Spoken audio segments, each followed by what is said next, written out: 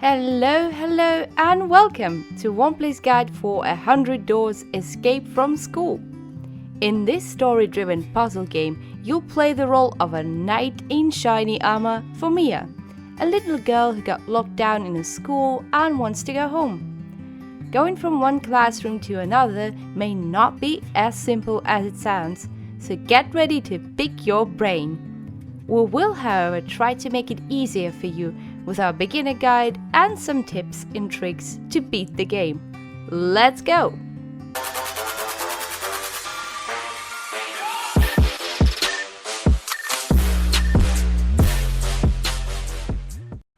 "100 Doors" is one of those hidden objects kind of games essentially. In order to progress to the next room, you need to find something in the environment, combine things with each other, crack the code, all this stuff like that. Besides these kind of main mechanics, there are a couple of things to help you along the way. So we have the daily spin wheel, where you can get some coins, tips, and skips. You will also find these in the game's shop, where you can buy a hint for when you're stuck but, are still determined to pass this level yourself, or a skip if you're positive that there is no way for you to progress this time. Let's see how it plays. So here's Mia, our main character, whom we're helping out. Don't be fooled by this intro thing, it's far not as easy as it sounds. As you can see, after completing a level, you will receive a reward. So there will be points to kind of signify your personal record in this game, and the coins that you can spend in the in-game shop later on. The points essentially start at 1,000, and the more time you spend cracking a puzzle in a specific room, the less points you will get. Alright? This is basically the last time Mia will do anything helpful for us, but you can already see that there are different kinds of puzzles where you either move things, you can shake your device, and those are not, far not the only kinds of things you get to do in this game. Sometimes things are not as obvious as the game indicates, and you might want to use a hint like that, because the things that you have to move or do are not always noticeable in the backgrounds, and because of that you may not always be able to pass from one room to the other quickly. Okay, this is the first room that you get to yourself, and as you can see, there's a key there, and we only need to move the bottle to get it. But as you will progress further, you will obviously have different kind of puzzles. What I can say is that if you have some kind of general background knowledge of, languages, history, music, if you're good with puzzle games in general, you will definitely be at an advantage in 100 Doors, simply because of how various the mechanics are in this game to get further. This one, for instance, it doesn't really depend on puzzle solving skill as much as how often you played tic-tac-toe as a kid, I suppose. Yeah, this one was easy. So as you can see, we're already not able to always get 1,000 points simply because there's a delay. Knowing a couple of things about sports will help as well. Here, for example, you would need to match the main ball in the game to the game itself. It also helps to sort of look closer at the items, because sometimes you could see which ones are the stills or parts of the background that you can't do anything with, really, like this code input thing, and which ones you can actually pick up and do something with. They are most of the times more kind of prominent, popping up, so make use of this zoom in feature, like this pencil, for instance. But here it's, I think, the way the environment reveals itself to you is a lot of help, so be very mindful of what you see in front of you in this game. For example, See? It's pretty doable.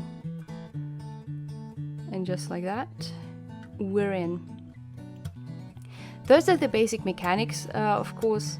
And as you can see, you will already be through many rooms in this game. They do repeat quite often. I think in total you will only see a handful of rooms, not even a dozen of them, but there will always be something different about those. Different objects to interact with, different kind of approaches and tasks. For example, identifying music pieces, playing basketball, playing this tabletop game with a ball where you have to sort of prevent it from falling into the holes, doing the color puzzles, assembling mosaics, following animals' behavior in the outdoors. All of this stuff like that essentially boils down to either finding a key or picking a code for a code lock. But the ways to get there might be very different. Because of that, one thing that I would recommend to beat this game and get as far as possible, especially to advance in our challenge faster, is try to see a pattern anywhere where you might see a lock, and also not only knowledge in certain areas like sports or history will help, but a lot of kind of common sense, I guess I would say. Real life logic applies to this game quite well, maybe not necessarily in the same way that you would do it in real life, but with similar kind of intention behind it. So you might not always, for instance, get rid of a rust on ancient, intricate metal chests, right, with a bottle of cola. But this is exactly how it goes in this game. So on the other hand, it's common knowledge that soda can help against these things, but it's not necessarily how you would use this common knowledge, in reality, inside of the game context. Also, this is a game that I think triggers completionists very well, showing you how high you rank compared to other people playing this game. But there's no shame in using skips or hints. Don't let this game become a struggle for you. If you really feel like you cannot solve this puzzle, there is nothing shameful about just skipping it altogether. For example, there are situations where the solution is seemingly super obvious, but it doesn't necessarily work like that. I had a couple of times myself where the code sequence was pretty clear to me, the way it was already in the game, but it just didn't work, and I had to shuffle the numbers around myself to pick up the combination. Which happens, and it's completely alright not to have cracked everything, from the get-go. It's a game, and it's supposed to be fun and interesting first and foremost before it is anything else. But I can definitely say that this is a rather challenging game, especially around level 60, 70, where you're really facing some tough puzzles. So make sure to also remember the sort of the background designs from all of the rooms. They will come back to you eventually, but what I'm saying is that it also really helps to kind of get into that find differences sort of mode, to see what's not the same in this room as it used to be before when you played it, and through these differences can already tell, so this, that, I haven't seen this before, so maybe this has something to do with the solution for this puzzle.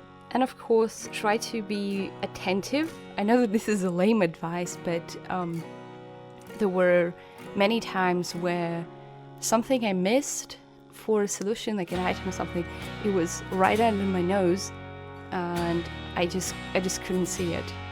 So really carefully study the environments that you have to deal with, and you will succeed for sure. Alright, that was our rundown for 100 Doors Escape from School. Hope you enjoy the game. Join our Wombat Gamers server and be on the lookout for more guides and Let's Plays. We guarantee you that the next game to go live on Womplay will be a riot, especially for Tamagotchi and Pokemon fans. Post in the comments below and tell us what your favorite puzzle in the game was. Stay playing and slaying!